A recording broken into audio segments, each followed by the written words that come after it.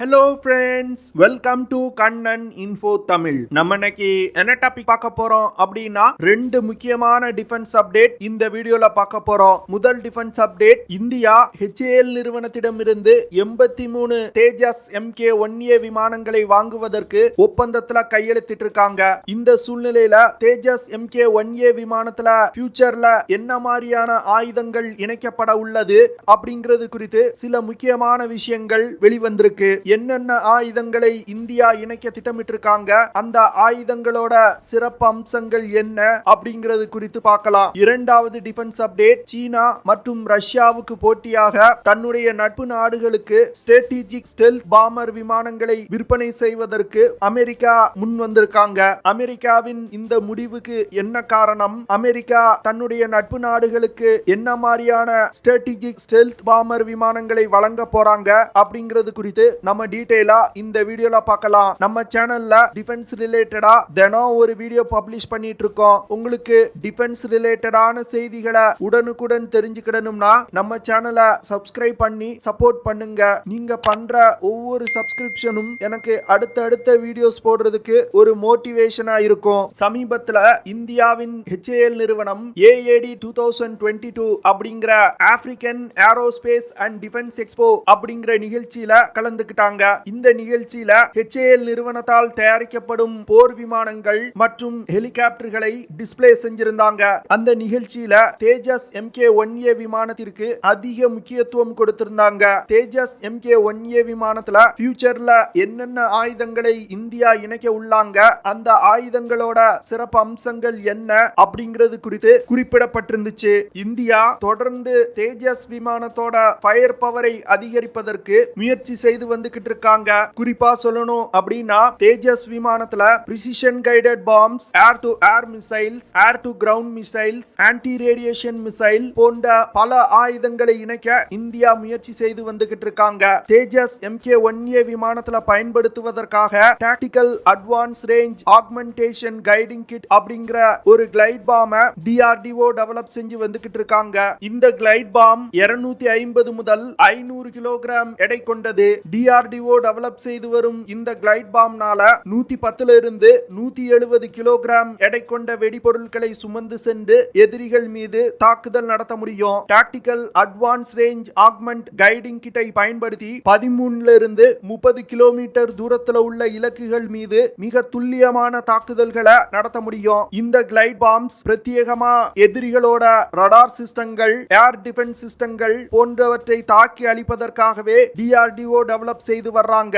இரண்டாவதா தேஜஸ் Mk1a விமானத்துல இணைய உள்ள ஆயுதம் Rudram anti radiation missiles. Rudram missile தான் இந்தியாவிலே முதல்ல உருவாக்கப்படும் ஆன்டி ரேடியேஷன் மிசைல். இந்த மிசைல்ஸ் பிரத்யேகமா எதிரிகளோட ரடார் சிஸ்டங்கள் மற்றும் கம்யூனிகேஷன் சிஸ்டங்களை தாக்கி அழிப்பதற்காகவே DRDO டெவலப் செய்து வர்றாங்க.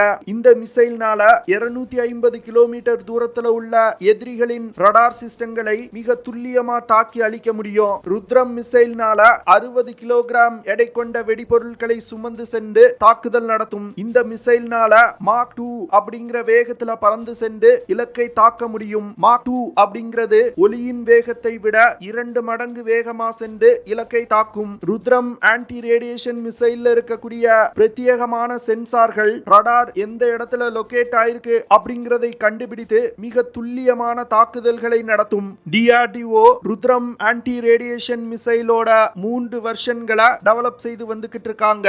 இந்த 3 வெர்ஷன்களையும் தேஜஸ் Mk1a விமானத்துல இணைக்க இந்தியா திட்டமிட்டு இருக்காங்க. அடுத்து தேஜஸ் விமானத்துல இணைய உள்ள மூன்றாவது ஆயுதம் BrahMos NG missile. BrahMos NG missile ஒரு next generation of BrahMos missiles அப்படின்னு சொல்லலாம். இந்த மிசைல்ஸ் பழைய பிரம்மோஸ் மிசைல்களை விட எடை குறைவா இருக்கும். அதே வேளையில மிசைலோட தாக்கும் திறனும் மிக அதிகமா இருக்கும் அப்படின்னு சொல்லப்படுது. புதிய பிரம்மோஸ் மிசைல உத்தரப்பிரதேஷ் மாநிலத்துல உருவாக்கப்பட்டு வரும் பிரம்மோஸ் ஏரோஸ்பேஸ் நிறுவனத்துல இந்தியா உருவாக்க திட்டமிட்டிருக்காங்க.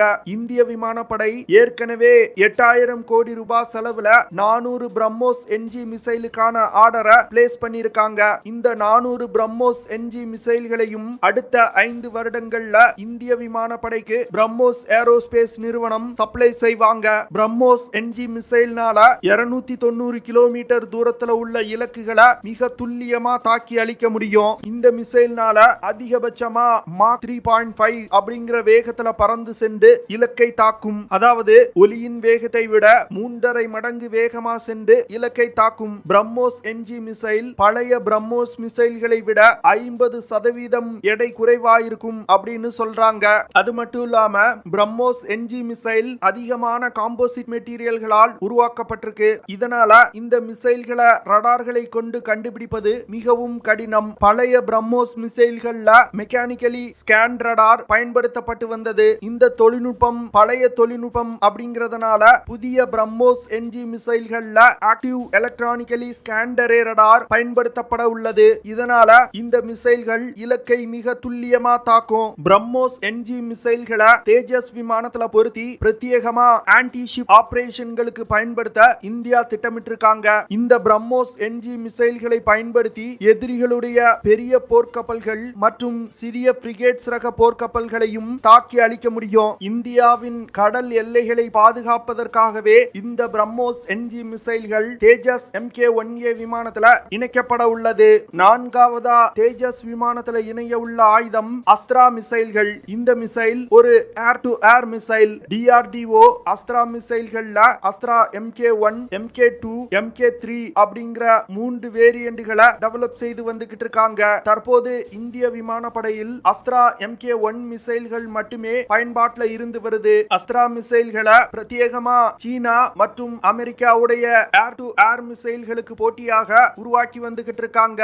தற்போது இந்திய விமானப்படையில் பயன்பாட்டில் உள்ள அஸ்த்ரா Mk1 மிசைல்னால 110 கிலோமீட்டர் தூரத்துல உள்ள ஏரியல் டார்கெட்ஸை மிக துல்லியமா தாக்க முடியும். இந்தியா 160 இருந்து 340 கிலோமீட்டர் தூரத்துல உள்ள ஏரியல் டார்கெட்ஸை தாக்கக்கூடிய அஸ்த்ரா Mk2 மற்றும் அஸ்த்ரா Mk3 மிசைல்களை டெவலப் செய்து வந்துகிட்டு இருக்காங்க.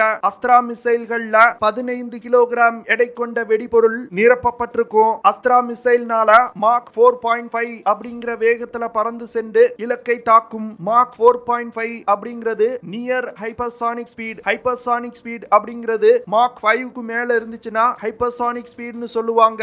இந்த மிசைலோட வேகம் மிக அதிகமா இருக்கிறதுனால எதிரிகளுக்கு ரியாக்ட் செய்வதற்கு மிக குறைவான நேரமே இருக்கும். உள்நாட்டிலே தயாரிக்கப்படும் இந்த ஆயுதங்கள் தவிர ஷார்ட் மீடியம் ரேஞ்ச் கொண்ட ஏர் டு ஏர் மிசைல்களான R-73 அப்படிங்கிற ரஷ்ய தயாரிப்பு மிசைல், பைத்தான் 5 அப்படிங்கிற இஸ்ரேல் தயாரிப்பு ஏர் டு ஏர் மிசைல்கள் போன்ற பல ஆயுதங்களை தேஜஸ் விமானத்துல இணைக்க இந்தியா திட்டமிட்டிருக்காங்க.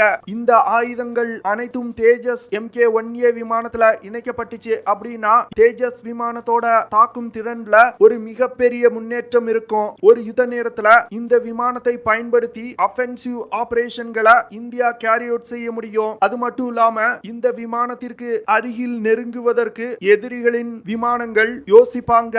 இரண்டாவது டிஃபென்ஸ் அப்டேட். அமெரிக்கா சில வருடங்களுக்கு முன்பு $2.1 பில்லியன் செலவுல 21 B2 ஸ்பிரிட் ஸ்ட்ராட்டஜிக் ஸ்டெல்த் பாம்பர் விமானங்களை உருவாக்குனாங்க.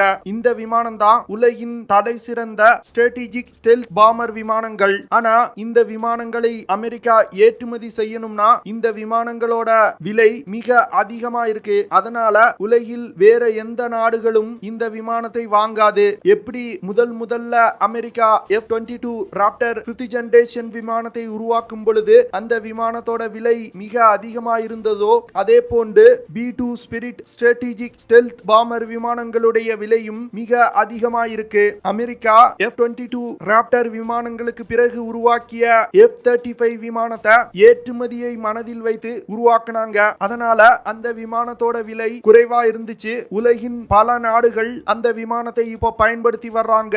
அதே போன்று B-21 ரைடர் அப்படிங்கிற விலை குறைவான ஸ்ட்ராட்டஜிக் ஸ்டெல்த் பாம்பர் விமானங்களை அமெரிக்கா உருவாக்கி வர்றாங்க. இந்த விமானங்களை கூடிய விரைவில் லான்ச் செய்வாங்க அப்படின்னு எதிர்பார்க்கப்பட்டு வருது. B-21 ரைடர் விமானங்களை சீனா மற்றும் ரஷ்யாவால் அச்சுறுத்தல்களை சந்திக்கக்கூடிய தன்னுடைய நட்பு நாடுகளான Australia, Japan, United kingdom, India போன்ற நாடுகளுக்கு ஏற்றுமதி செய்வதற்கு அமெரிக்கா திட்டமிட்டிருக்காங்க. அமெரிக்கா இந்த B-22 ரைடர் விமானங்களை ஏற்கனவே தயாரித்த B2 ஸ்பிரிட் ஸ்ட்ராட்டஜிக் ஸ்டெல்த் பாம்பர் விமானங்களை விட அளவில் சிறியதா உருவாக்கி வர்றாங்க. B-21 ரைடர் விமானத்துல 2 இன்ஜின்களை பயன்படுத்த அமெரிக்கா திட்டமிட்டிருக்காங்க. அதுவே B2 ஸ்பிரிட் விமானங்கள்ல 4 இன்ஜின்கள் பயன்படுத்தப்பட்டு வருது. இதெல்லாம் அமெரிக்கா எதற்காக செய்றாங்கன்னா விமானத்தோட விலையை குறைப்பதற்காக.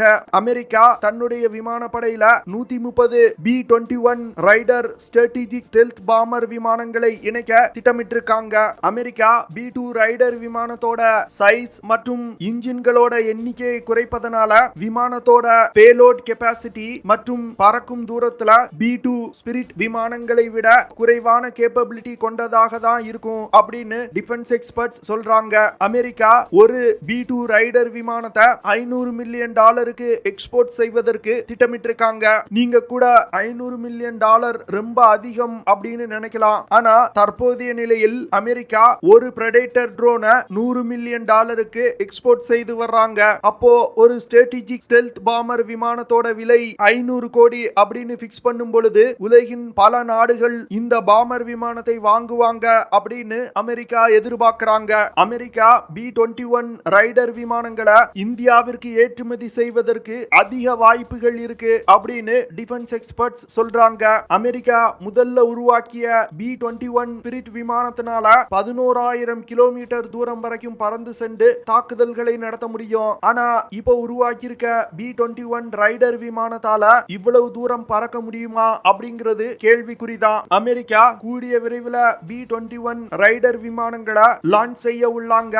பார்க்கலாம் இந்த விமானத்தோட செயல்திறன் B-2 spirit strategic stealth bomber விமானங்களுக்கு நிகரா இருக்கா இல்ல மிகவும் குறைவான கேப்பபிலிட்டி கொண்டதா இருக்கா அப்படின்னு. ஓகே ஃப்ரெண்ட்ஸ், நம்ம வீடியோவோட நிறைவு பகுதிக்கு வந்துட்டோம். இதெல்லாம் தான் நான் உங்ககிட்ட ஷேர் பண்ணணும் அப்படின்னு நினைச்ச விஷயங்கள். ஐ ஹோப் நான் ஷேர் பண்ண விஷயங்கள் உங்களுக்கு பிடிச்சிருக்கும்னு நினைக்கிறேன். அப்படி பிடிச்சிருந்துச்சுன்னா ஷேர் பண்ணுங்க, லைக் பண்ணுங்க, கமெண்ட் பண்ணுங்க. மறக்காம நம்ம சேனலுக்கு சப்ஸ்கிரைப் பண்ணுங்க. அப்படியே அந்த பெல் நோட்டிபிகேஷனை கிளிக் பண்ணி ஆல்ங்கிற ஆப்ஷனை எனேபிள் பண்ணிக்கங்க. See you in the next video. Jai Hind.